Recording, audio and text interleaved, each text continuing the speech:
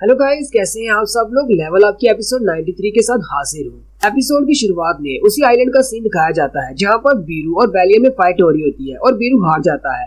जिन्हू से कहता है, बीरू तुम एक अच्छे कमांडर हो, फिर तुम वैलियन जैसे क्यों बनना चाहती हो, तुम बार बार इसे क्यों चैलेंज कर रहे हो। बीरू कहता है, मैं हमेशा कमांडर नहीं बना रहना चाहता, मुझे ग्रैंड मार्शल बनना है ताकि मैं अपने मास्टर के साइड पर खड़ा हो सकूं। जिन्हू से कहता है, लेकिन वैलियन तो मेरी राइट साइड पे खड़ा है, तुम कमांडर हो, तुम मेरी लेफ्ट साइड पे खड़े हो सकते हो। वो जिन्हू की बात सुनकर हैरान हो जाता है और साथ ही रोते हुए कहता है, आपका बहुत बहुत शुक्रिया मेरे किंग, मैं आपकी लेफ्ट साइड पे खड़ा हो जाऊंगा। ये देखकर इग्रिस आगे बढ़ता है, जिन्हू से कहता है, मेरे किंग मुझे भी एक मौका दे, मैं भी इनके साथ फाइट करके अपने आप को साबित करना चाहता हूँ। जिन्हू से कहता है, नहीं तुम फाइट नहीं करोगे, तुम बस वैसे मेरे पीछे खड़े हो जाओ। साथ ही जिन्हू हैरान हो जाता है क्योंकि वहीं पर आयरन और टैंक भी खड़े होते हैं, वो भी जिन्हू की तरफ देख रहे होते हैं। जिन्हू उनको भी अपने साथ में कोई जगह दे। फिर जिन्हू सामने मैदान में देखता है जहाँ पर उसकी सारी शैडो सोल्जर खड़े होते हैं। जिन्हू कहता है, वो सारे लोग वहाँ पर क्या कर रहे हैं। सारे लोग एक गोल दायरा बनाकर खड़े होते हैं। जिन्हू के तीनों ड्रैगन्स अपने मुंह से आग निकाल सकते हैं। वो ऊपर की तरफ अपना मुंह करते हैं और अपने मुंह से आग निकालते हैं, जबकि उनके सामने टस्क खड़ा होता है। टस्क उनकी तरफ देखकर हंसता है और अपने हाथ में उस क्रिस्टल को पकड़ता है, जिसकी मदद से उसकी फायर पावर बढ़ जाती है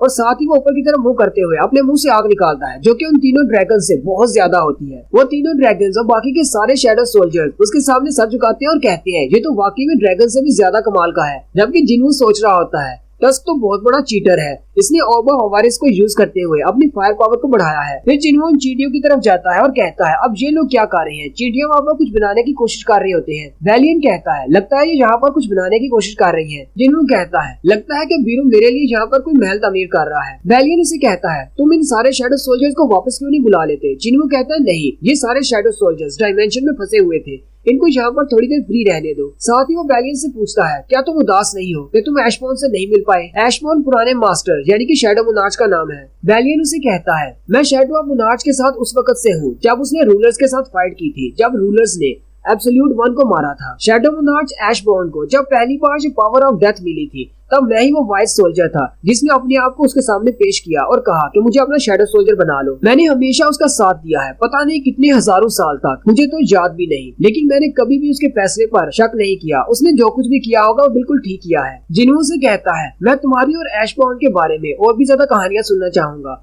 वो उसे कहता है, हाँ मैं बताऊंगा, लेकिन ये बहुत ही लंबी कहानी है। मेरी कहानी तब स्टार्ट हुई थी जब मैं फ्रूट ऑफ वर्ल्ड ट्री के साथ एक फ्रूट की तरह लटका हुआ था। मैं एक सोल्जर ऑफ स्काई था और सारे सोल्जर ऑफ स्काई उसी दरख्त के साथ फ्रूट्स की शक्ल में पैदा होते हैं। इन्हू हैरान होकर उससे पूछता है, क्या वाकई में तुम एक फ्रूट हुआ करते थे। वैलियन उसे कहता है, हाँ, हम सारे स्काई सोल्जर एक बड़े से दरख्त के साथ फल लगते हैं, उस फल की शक्ल में हम लोग पैदा होते हैं और उसके बाद इस दुनिया में आते हैं। नेक्स्ट सीन में जिन्हू घर वापस आ जाता है और अपनी मॉम और बहन के लिए खाना बनाता है। जिन्हू कहता है, मुझे पूरी दुनिया को बताना होगा कि बहुत ही जल्दी एक बहुत बड़ी जंग स्टार्ट होने वाली है और मैं इतना ज्यादा कॉन्फिडेंट नहीं हूँ कि मैं सबको बचा सकूँ। मैं तो अपनी फैमिली को भी नहीं बचा पाऊंगा। मुझे नहीं पता कि अगर मैं दुनिया को बचा भी लेता हूँ तो उसमें से कितने ज्यादा लोग बचेंगे और दुनिया वैसी रहेगी या फिर नहीं। ऐसी वो कभी हुआ करती थी। जैसा कि मैंने शैडो मोनार्च की मेमोरीज में देखा है, एंटारिस बहुत ज्यादा पावरफुल है। उसके पास ड्रैगन्स की अपनी पूरी आर्मी है। मेरे पास जितनी भी पुरानी मेमोरीज हैं उनके मुताबिक जब एंटारिस अपनी ड्रैगन्स की आर्मी के साथ आता है तो वो दुनिया को तबाह बर्बाद कर देता है, कुछ भी पीछे नहीं बचता। इस बार उसका निशाना हमारी अर्थ है, लेकिन अब हमारे पास वक्त है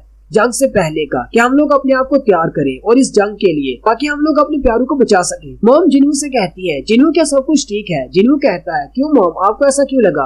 मॉम उसे कहती है, तुम्हारे डैड जब डंजन में जाने वाले होते थे या फिर कुछ ऐसा डेंजरस करने वाले होते थे, वो हमारे लिए खाना बनाते थे। मुझे लगता है कि तुम्हें भी पता है कि बहुत ज्यादा खतरा आने वाला है, इसलिए तुम हमारे लिए खाना बना रहे हो। जिन्हू कहता है, ऐसी बात नहीं है मॉम, मैं तो बस आपके लिए खाना बनाना चाहता था। साथ ही जिन्हू कहता है, मुझे लगता है कि बाहर कोई गेस्ट है। मॉम से कहती है, लेकिन मैंने तो बेल सुनी नहीं। जिन्हू जाके दरवाजा खोलता है तो जिन्हू के डैड सामने खड़े होते हैं और कहते हैं, मुझे माफ कर दो, मैं अचानक यहाँ पर चला आया। डैड उसे कहते हैं, क्या तुम्हारे पास थोड़ा सा टाइम होगा, मुझे तुमसे कुछ बात करनी है। जिन्हू के डैड उसे बाहर पार्क में ले जाते हैं और कहते हैं, मुझे तो लगा था शायद मैं कोई स्पेशल बंदा हूँ और मैं इटर्नल स्लम्बर से अपने आप जाग गया, लेकिन मुझे नहीं लगता कि इस तरह के मिरेकल्स रोज रोज होते हैं। मैं कोई स्पेशल नहीं हूँ, तुमने मेरी हेल्प की है। जिन्हों के डैड उसे कहते हैं, पूरी दुनिया में सिर्फ 2 ही लोग हैं जो कि इटर्नल स्लम्बर से जागे हैं, एक मैं और एक तुम्हारी मॉम, इसलिए मैं तुम पर शक कर रहा हूँ। डैड उसे कहते हैं, तुमने मेरी हेल्प क्यों की। जिन्हू कहता है, क्योंकि मुझे तुम पर भरोसा है। पहले मुझे लगा था तुम इस लायक नहीं, क्योंकि पहले तुमने मुझे बहुत सारा पैसा ऑफर किया था, इसलिए मैंने तुम्हारी हेल्प करने से इनकार किया। लेकिन जब मैंने देखा कि तुमने अपने बेटे को इस्तेमाल नहीं किया मुझसे वो मेडिसिन लेने के लिए, तो मैंने सोचा कि तुम पर भरोसा किया जा सकता है। मैंने तुम्हारी बीमारी को ठीक करके जिन्हों को तुम्हें बर्थडे प्रेजेंट में दे दिया। जिन्हों के डैड कहते हैं मुझे तो समझ नहीं आ रही मैं तुम्हारा शुक्रिया कैसे अदा करूं,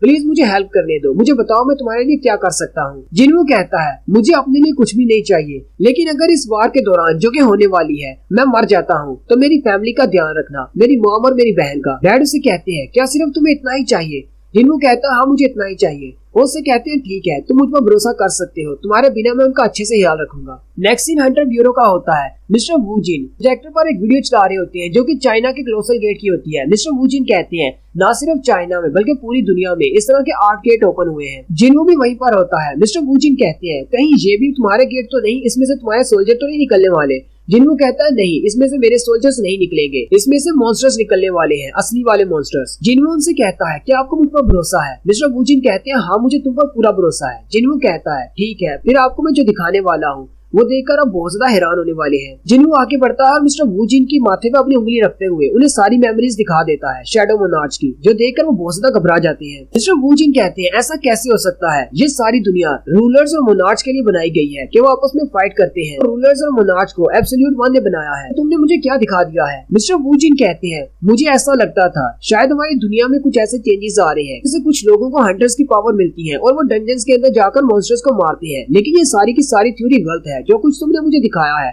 इसके मुताबिक हंटर्स ही सिर्फ वो लोग हैं जो कि जंग के बाद जिंदा रहेंगे, इसलिए उन्हें हंटर्स बनाया गया है ताकि वो जंग के आफ्टर इफेक्ट्स को बर्दाश्त कर सके। पहले मुझे लगा था कि ये जंग इंसानों और मोनार्च के दरमियान में है, लेकिन ये जंग मोनार्च और रूलर्स के दरमियान में है। इंसान तो बेचारे मुफ्त में मारे जा रहे हैं। मिस्टर वू जिन जिन्हों से पूछते हैं तुम्हें क्या लगता है तुम अकेले उन सबको हरा पाओगे? जिन्हों कहता है मैं कोशिश करके देखूंगा। मिस्टर वू जिन कहते हैं हम लोग तुम्हारी हेल्प करेंगे जितना हमसे हो सका। नेक्स्ट सीन एक पार्टी का होता है जहाँ पर मिस्टर वू जिन ने सारे कंट्रीज के एक एक बंदे को इनवाइट किया होता है ताकि वो यहाँ पर आकर अपनी रिप्रेजेंटेशन दे। मिस्टर वू जिन अपने सेक्रेटरी से पूछते हैं क्या कोई और भी आने वाला है? वो कहता है नहीं, टोटल 152 कंट्रीज के लोग यहाँ पर आए हुए हैं। साथ ही वो मिस्टर वू जिन से कहता है तो मीटिंग खत्म होने के बाद कॉन्फ्रेंस रूम में जिन्हों ने आपको ऐसा क्या बता दिया कि जिसकी वजह से आप इतने ज्यादा घबराए हुए हैं? मिस्टर वू जिन आगे से खामोश हो जाते हैं। वो कहता है मुझे माफ कर दे, शायद मुझे नहीं पूछना चाहिए था। मिस्टर वू जिन कहते हैं नहीं ठीक है मैं तुम्हें बताता हूँ। इन्होंने मुझे एक आर्मी दिखाई है, ड्रैगन्स की पूरी आर्मी जो कि बहुत ज्यादा स्ट्रॉन्ग है और उनके साथ एक बहुत बड़ा ड्रैगन है जो कि मोनार्च है। इतना ज्यादा स्ट्रॉन्ग है सिर्फ अपने मुंह से निकली हुई आग से ही पूरे के पूरे शहर को तबाह बर्बाद कर दे, और उसके स्केल्स इतने ज्यादा हार्ड है कि कोई चीज भी उसके अंदर धंस नहीं सकती। और मुझे नहीं लगता कि सारे के सारे हंटर्स मिलकर भी उसके ऊपर एक स्क्रैच भी डाल सकते हैं। फिर मिस्टर वू जिन जिन्हों को कॉल करते हैं और कहते हैं सारे लोग यहाँ पर आ चुके हैं, तुम कब यहाँ पर आने वाले हो, कहाँ पर हो तुम? जिन्हों कहता है मैं यहाँ पर आ चुका हूँ। जिन्हों अपने शैडो एक्सचेंज मोड को इस्तेमाल करते हुए वहाँ पर आ जाता है। मिस्टर वू जिन्हों से कहते हैं आज जब तुम इन सबको सच्चाई बताओगे तो यहाँ पर बहुत ज्यादा खलबली मचने वाली है, क्योंकि इनमें ऐसे बहुत सारे कंट्रीज हैं जिनके पास अपने हंटर्स ही नहीं है। लेकिन क्या फिर भी तुम इन सबको सच्चाई बताना चाहते हो? अमेरिकन हंटर एसोसिएशन के मिस्टर डेविड भी वहाँ पर आए होते हैं। डेविड कहते हैं यहाँ पर तो हर कंट्री के प्राइम मिनिस्टर्स, मिनिस्टर्स और यहाँ तक के हंटर एसोसिएशन के मैनेजर्स भी यहाँ पर आए हुए हैं। डेविड कहते हैं सब कुछ बिल्कुल शांत हो जाएगा अगर जिन्हों वहाँ पर खड़े होकर ये कह दे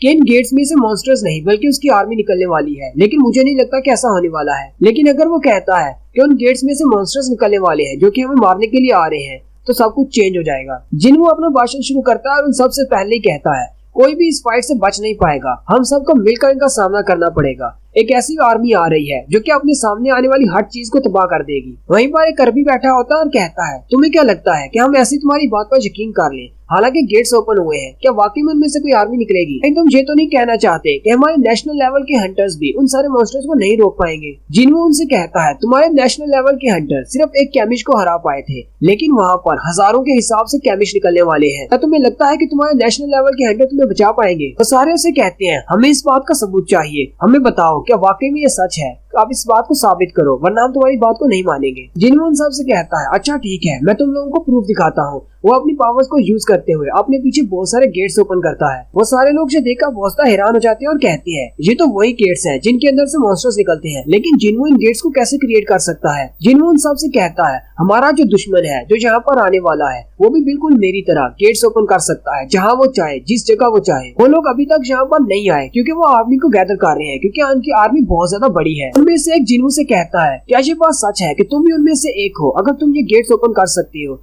कहीं तुम अपने सारे सोल्जर्स को यहाँ पर लाकर हम सबको मारने तो नहीं वाले? एक हंटर उसे कहता है मिस्टर जिन्हो मुझे तुम पर पूरा भरोसा है कि तुम सच बोल रहे हो, लेकिन अब मुझे बताओ हमें पता चल चुका है कि उन गेट्स के पीछे से क्या निकलने वाला है, तो हम सब लोग क्या कर सकते हैं? जिनवून सबसे कहता है तुम सब लोग सिर्फ एक ही काम कर सकते हो, जितना दूर हो सके उन गेट से दूर रहना। और यहीं पर हमारी एपिसोड 93 का एंड होता है। एक्सप्लेनेशन अच्छी लगी हो तो चैनल को सब्सक्राइब कर दे, वीडियो को लाइक और शेयर कर दे। शुक्रिया।